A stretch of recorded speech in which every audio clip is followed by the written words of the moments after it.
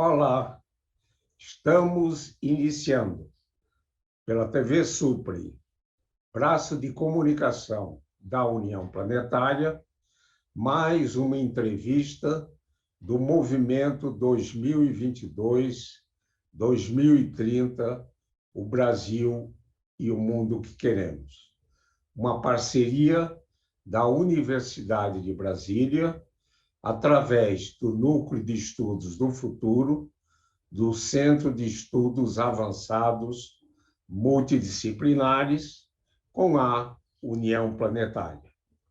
Hoje teremos o privilégio de conversar com a pesquisadora Cláudia Nunes Duarte dos Santos. Vamos revisitar a sua formação básica e universitária e suas atividades de pesquisa, principalmente no campo da virologia. A nossa convidada é graduada em Ciências Biológicas pela Universidade Federal do Rio de Janeiro, onde também obteve o seu mestrado e doutorado. Tem um pós-doutorado no Instituto Pasteur da França e curso de formação estratégica na Rockefeller University, nos Estados Unidos. É professora visitante da Stanford University, nos Estados Unidos. Ela coordena o Laboratório de Virologia Molecular do Instituto Carlos Chagas, da Fundação Oswaldo Cruz, do Paraná, onde desenvolve projetos tanto em pesquisa básica como aplicada na área da virologia. Coordena também o Laboratório de Referência em Vírus Emergentes do Ministério da Saúde para a região sul do país e, nesse contexto, além do diagnóstico de infecções, realiza pesquisas de viromas e caracterização de novos vírus emergentes em amostras humanas, de animais e de vetores. Coordena projetos de desenvolvimento de kits diagnósticos para vírus emergentes de interesse em saúde pública e sanidade animal. Publicou 86 artigos em revistas científicas, 3 capítulos de livros, 1 livro, e orientou 14 teses de mestrado, 10 de doutorado, e foi supervisora de 3 pós-doutorado. Muito obrigado, Cláudia Nunes Duarte dos Santos, por ter aceito ao nosso convite. Na minha primeira indagação, pediria para revisitar a sua infância e juventude, sua formação básica e universitária e os caminhos que a levaram a ser uma pesquisadora na área de virologia. Primeiramente, obrigada pelo convite, um prazer estar aqui conversando com vocês. Bom, em termos da trajetória da minha formação, eu enfim, fiz o meu primário numa escolinha perto da minha casa, e, em seguida, eu fiz o resto da minha formação primária e o início do ginásio em escolas públicas, porque, na minha época, as escolas públicas eram as melhores escolas. As pessoas, enfim, sempre preferiam ir para escolas públicas, por um ensino, era um ensino diferenciado, era realmente muito bom. Então, estudei numa escola pública, que existe até hoje, Escola Cícero Pena, fica na praia de Copacabana, e tive uma formação muito, muito boa. Era uma escola realmente muito, muito legal, e, enfim, com toda a estrutura, merenda. Então, até o ginásio eu fiz em colégio público. Depois, eu, já me preparando para o vestibular, conversando com meus pais, eles acharam que eu deveria mudar para uma outra escola que tinha muita reputação de ter um bom índice de aprovação no vestibular, e, nesse mesmo período, as escolas públicas, né, já estavam entrando naquele período um pouco mais decadente. Então, eu me mudei para uma escola enfim, que ficava perto do trabalho do meu pai, mas que era muito boa, uma escola particular, e depois eu fiz o vestibular, o cursinho para o vestibular, e passei para a Federal, fazer biologia na Federal do Rio de Janeiro. Então, minha trajetória foi maior parte do tempo em escolas públicas, né? E, então, fiz biologia na Federal, e a motivação de fazer biologia, na realidade, foi eu tive excelentes professores de ciências durante a minha formação, eu acho que isso é um diferencial. E, na época, também existia aqueles programas, e não sei se você se lembra do Jacques Cousteau, que começou a fazer toda aquela exploração com biologia marinha, não existia nem essa carreira ainda, e era uma coisa muito fascinante, e eu fiquei muito fascinada com isso, então fui fazer biologia para fazer biologia marinha.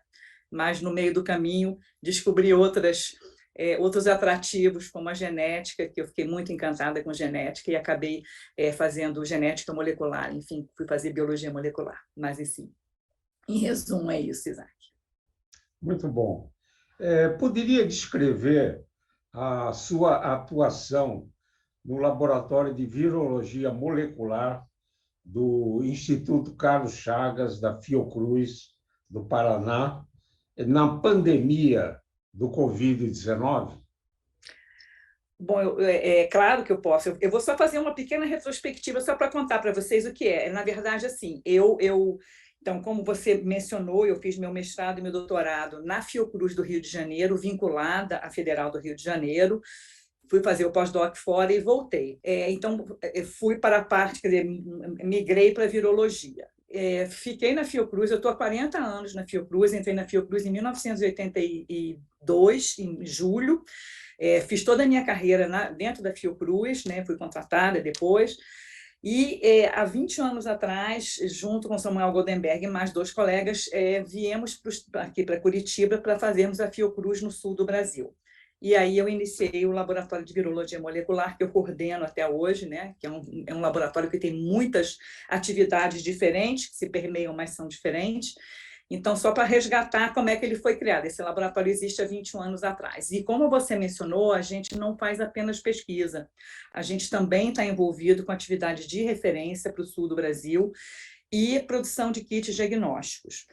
Então, durante a pandemia, o SARS-CoV-2 não era um vírus que estava no nosso portfólio, e a gente, assim como todos os outros laboratórios de virologia e outros que nem eram de virologia, acabaram se dedicando por uma questão, a gente precisava fazer isso, mas no nosso caso foi um pouco particular, porque como a gente faz a referência de vírus emergentes como dengue, febre amarela, chikungunya, zika, entre outros, a gente não podia parar essa atividade, porque esses outros vírus continuavam circulando e, né, infectando e matando gente, e, ao mesmo tempo, a gente tinha que se dedicar também a alguma atividade com o SARS-CoV-2. Então, a gente juntou a expertise de diagnóstico, que era o que a gente sabe fazer bem, e implantamos uma plataforma diagnóstica para a detecção, né, de casos de Covid e anticorpos neutralizantes, pós-vacinais, enfim. Tivemos uma atividade também, mas a nossa atividade principal, a gente não pode deixar de responder ao Ministério em relação a esses arbovírus que a gente tem febre amarela, um surto agora, mais de 2 milhões de casos de dengue só nos primeiros 6 meses do ano, então a gente não podia paralisar essas atividades, né? Mas foi a nossa contribuição. Eu acho que a gente desenvolveu insumos importantes, monoclonais, enfim. Então, a gente tenta sempre responder às demandas, né? Infelizmente, à medida que elas vão surgindo. A gente não tem competência instalada como deveria, então a gente fica respondendo sempre à medida que elas vão surgindo, infelizmente, mas assim, foi essa a nossa participação. Eu gostaria de registrar, né, o esforço da comunidade científica, né, durante a pandemia, né, e houve a formação de redes de colaboração e realmente vamos ver se na próxima pandemia a gente não é pego de surpresa, né? E podemos, inclusive, ter uma vacina genuinamente brasileira, e eu acho que a visão da ciência e tecnologia nesse período pela Sociedade brasileira aumentou bastante, apesar de uma classe aí de pessoas serem adeptos do negacionismo. A pesquisadora Cláudia, poderia destacar o seu projeto sobre arbovírus, explicando para os nossos ouvintes o que vem a ser arbovírus e a necessidade da construção de plataformas vacinais? Claro. Então, assim, arbovírus são vírus transmitidos por artrópodes, né? Arthropod-borne virus, vem do inglês esse nome, né? Então, a gente tem os arbovírus, são esses vírus transmitidos por vetores, podem ser carrapatos ou mosquitos. Então, a gente tem como exemplo, que todas as pessoas conhecem bem aqui no nosso país, a gente tem a dengue, tem a febre amarela, a chikungunya, o vírus Zika, e entre muitos outros, que são menos importantes, mas que também estão presentes e que também circulam muitas vezes abaixo do radar, né? Então, a gente tem e acaba não detectando.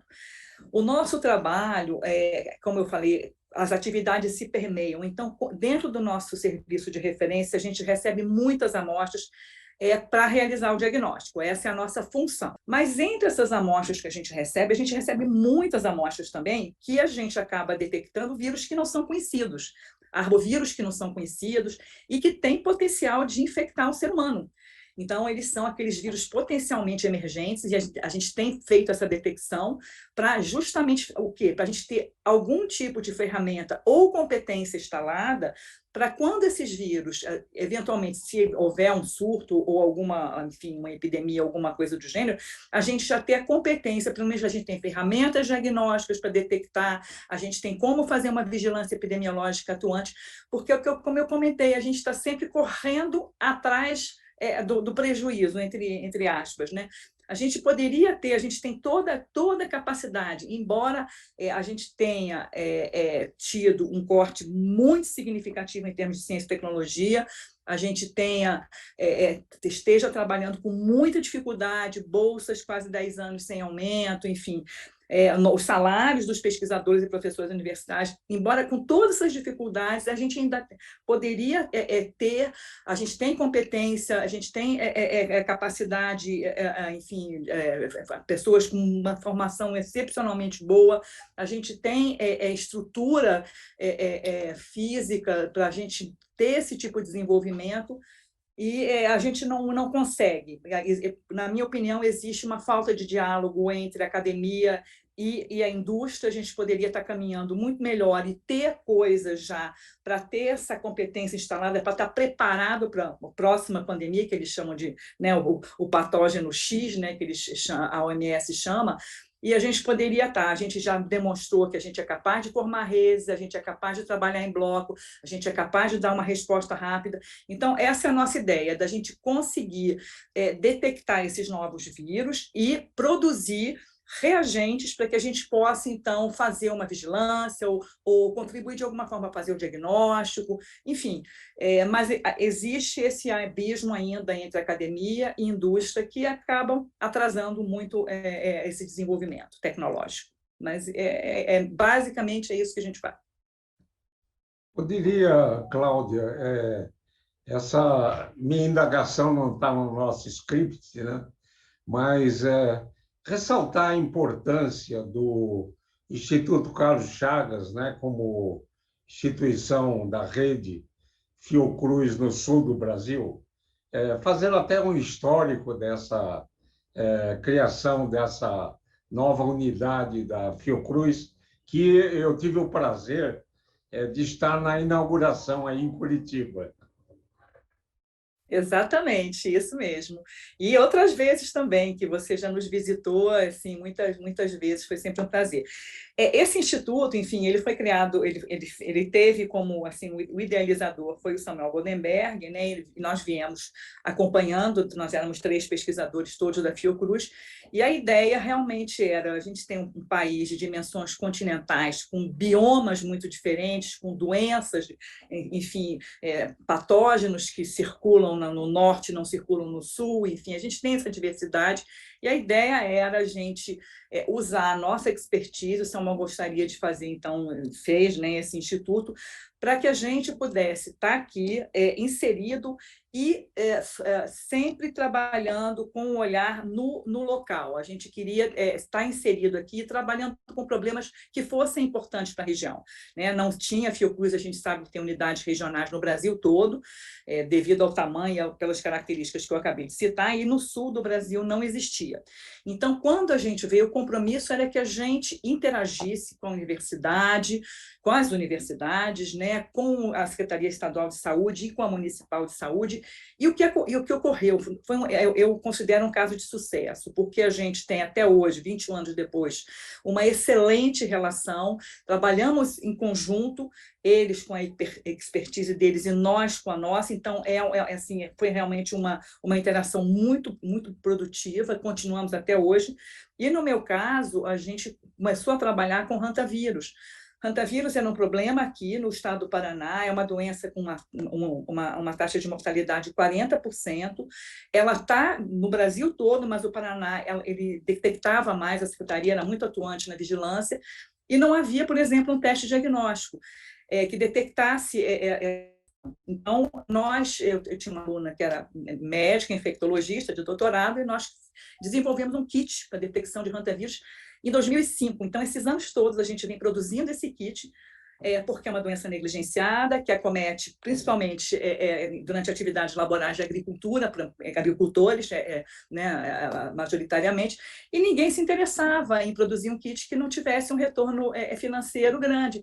Então, o Ministério pediu que eu produzisse. Então, a gente está aí, desde 2005, produzindo um kit que melhorou a vida das pessoas, descentralizou o diagnóstico, melhorou o prognóstico, e que até hoje ninguém se interessa em produzir. Então, quando eu digo que há essa não conversa entre a indústria e a academia, eu dou o exemplo desse kit, por exemplo. Tá? Então, a trajetória foi essa. Os colegas trabalhando com parasita, que é leishmania, trypanosoma cruzi, brucem, e eu com a virologia, mas inseridos em problemas locais, tá? Interagindo aqui com problemas locais. Então, e é um instituto que vale a pena muito, muito, é um instituto que realmente fez uma história muito bonita. Mas é isso.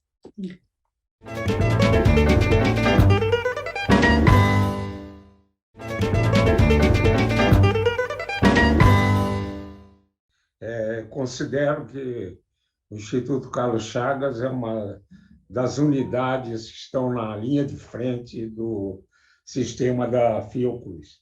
Cláudia, como avalia as políticas públicas para estarmos mais preparados para as próximas pandemias? A gente está num momento muito sensível, muito difícil em termos de políticas públicas de saúde, né? E assim, a gente não tem uma política pública que seja independente do momento político do governante, que ela se mantenha. Então, sempre o que chega, ele vai desfazer o que está feito para refazer. Então, a gente dá sempre um passo para frente e 2 para trás. E agora a gente está numa situação realmente lamentável em termos de política pública de saúde, em termos de ciência, educação. Eu acho que houve um retrocesso muito, muito grande. Eu fico muito... eu temo, porque eu vejo o desânimo dos alunos, eu vejo como eles estão deprimidos, como eles estão querendo sair do Brasil. Tá? Um país com tantas possibilidades, a gente tem tantas frentes de trabalho, tantas coisas interessantes para ser feitas, e essas pessoas não estão se interessando em fazer. Então, eu acho que a gente tem que rever essas políticas públicas e ter uma coisa consolidada, que independente do partido, do governante, do tempo, isso esteja acima disso, e que seja mantido acima disso. Porque senão a gente não tem como, um desfazendo o que o outro fez para refazer, é muito complicado. Eu acho que a gente não avança como a gente poderia avançar. A gente tem cérebros para isso, capacidade, tudo isso. E não avançamos por uma questão de falta de vontade política, falta de investimentos, né? Falta de incentivos. Eu vejo isso ao longo dos anos, eu tenho 40 anos de carreira, né? Então, a gente vai vendo como essas coisas estão se deteriorando, a universidade, especialmente, sucateada. Eu fui na minha universidade, algum tempo atrás, eu fiquei triste de ver né? Porque você tem ambientes que são até lúgubres dentro da universidade. A universidade é um ambiente que tem que ser vivo, tem que ser vibrante, e hoje você tem ambientes tristes na universidade, e isso me parte o coração, porque não é para ser assim. A universidade não é a função, não é o papel, e é um ambiente que você tem, que é um momento único da vida dos estudantes, que é a vida universitária, né? Então, eu acho que é uma pena que a gente não esteja investindo nisso. E estamos perdendo muitos cérebros, né? Muitos estudantes, muita gente brilhante, que está ou desistindo da profissão, porque não tem como conseguir, né? Não há concursos, não há incentivos, ou indo embora do Brasil. Muito triste isso. Então, mas eu acho que é reversível, talvez demore algum tempo, mas eu acho que é possível. Antes de formular minha última indagação, eu sei que o seu laboratório tem uma interação internacional muito grande. E, inclusive, recentemente, você esteve numa temporada nos Estados Unidos. Podia ressaltar a importância dessa interação, dessa colaboração internacional? Claro, eu acho que é fundamental. Eu tenho uma colaboração de muitos anos, desde os anos 80, com o Charles, o Prêmio Nobel de Medicina em 2020, né? Então, é uma pessoa notável. E eu tenho uma estreita colaboração também com o grupo da Judy Friedman e do Raul Andino. São dois argentinos que estão há mais de 40 anos nos Estados Unidos. Então, eu fui indicada, assim, a Judy me indicou, para você ter essa oportunidade de ir, você tem que ser indicada, depois você tem que passar por um boarding para ser selecionada para essa carreira de Thinker Professor, né? Eu fui dar aula na primavera. E primeiro que é extraordinário. Foi extraordinário por quê? Porque eu não sou professora, eu dou aula na pós-graduação, mas eu fui dar aula na graduação também. Stanford assim, é o mundo ideal das universidades. Eu nunca vi nada parecido, e eu gostaria muito que as universidades brasileiras seguissem esse modelo, porque existe felicidade, as pessoas são felizes, as pessoas conseguem aproveitar, porque elas têm menos... Claro que é uma universidade privada, eu sei, eu estou mantendo todas as proporções, mas é a universidade, é o ambiente. Então, ter essa experiência internacional. Quando eu fui, Isaac, eu fiquei pensando o que eu vou ensinar para esses meninos que eles não têm a oportunidade de ver aqui ou de olhar na internet. Então, eu fiz um curso com a nossa experiência do laboratório, com aquele viés em saúde pública, com problemas que a gente enfrenta nas Américas. E eles ficaram fascinados, porque eles diziam, a gente não tinha ideia, eu estou muito circunscrito aos Estados Unidos. Então, eu tentei fazer essas aulas dando essa ideia, né? Que o mundo vai além e que tem problemas que eles nem imaginam. Então, foi muito legal, o ambiente universitário é espetacular e as interações internacionais, elas proporcionam a oportunidade que os nossos alunos façam essa vivência fora. Eu estou com uma aluna agora doutorado em sanduíche no laboratório do Charles Rice, e vou agora com duas alunas, um para o laboratório da Judy Friedman e a outra para o Raul Andino, para fazer essa experiência, porque são pessoas são expoentes na área, e os alunos têm uma experiência internacional que é muito importante, que o Ciência Sem Fronteiras estava estava proporcionando, porque é importante. Assim como os meninos do Stanford não sabiam o que acontecia aqui, os nossos alunos não sabem o que acontece lá. Então, essa interação é fundamental. E ela eu tenho tido uma experiência excelente com esses meus colaboradores, sabe? Acho muito importante a gente ter essa interação, principalmente para os meninos e para os alunos irem. E eles são só elogios para os nossos alunos, são só elogios mesmo. Isso me deixa muito feliz e acho que é muito produtivo para todos. Muito bom. Cláudia, o movimento 2022, 2030, o Brasil e o mundo que queremos, ele procura estimular os jovens para a construção de caminhos para um Brasil e um mundo melhor e mais justo. Poderia, nesse final da nossa conversa, enviar uma mensagem aos jovens que nos assistem? É desafiador, né? E é desafiador ser jovem hoje, ser universitário, são tantos problemas. Mas a mensagem é assim: primeira coisa, não desistam, por favor, não desistam, porque vale muito a pena. Segunda coisa, reivindiquem. Eu acho que os jovens hoje estão reivindicando pouco, estão se organizando pouco. Eu compreendo que tem tantos problemas dentro da universidade, eles têm tantas outras coisas que eles ficam se preocupando. É o valor da bolsa, é o bandejão que está fechado, não tem laboratório, é o professor que ganha pouquíssimo, são as instalações. Então, eles estão se preocupando com coisas que não seria para eles estarem se preocupando. Isso aí é o poder público que tem que fornecer. Eu acho que, sabe, os governantes têm que oferecer as condições. Então, hoje, eles se preocupam com coisas que acabam, sabe, tirando o foco deles. A pandemia foi desastrosa para os meninos, foi realmente muito difícil para eles. Eles ficaram muito sós, porque a interação no laboratório, na universidade, é uma coisa muito importante, e eles ficaram só, foi difícil. Mas acho que reivindica um pouco, se organiza um pouco. Eu tenho visto, a gente participa, né, de todos os movimentos, a gente vai, enfim, reivindicação, valor das bolsas, as condições de ensino, etc, etc. E eu acho que assim, os jovens precisam ser mais atuantes. Numa maneira geral, que eu estou dizendo, né? Se a gente pega o caso do Chile, por exemplo, o novo presidente do Chile, ele era um líder de movimento estudantil secundarista, não é nem universitário, secundarista. Então, mostrando esse movimento do Chile, assim como em outros lugares também, ele culmina, ele tem uma importância, ele tem uma força muito grande. Então, eu acho que os meninos precisam reivindicar, é um direito, eu acho que precisam se organizar assim, precisam estar lá, enfim, para ter todas as condições que eles precisam. Um ensino de qualidade, gratuito, com todas as condições, que eu acho que não é uma questão, eu acho que isso é possível, tá? É vontade política, simplesmente vontade política.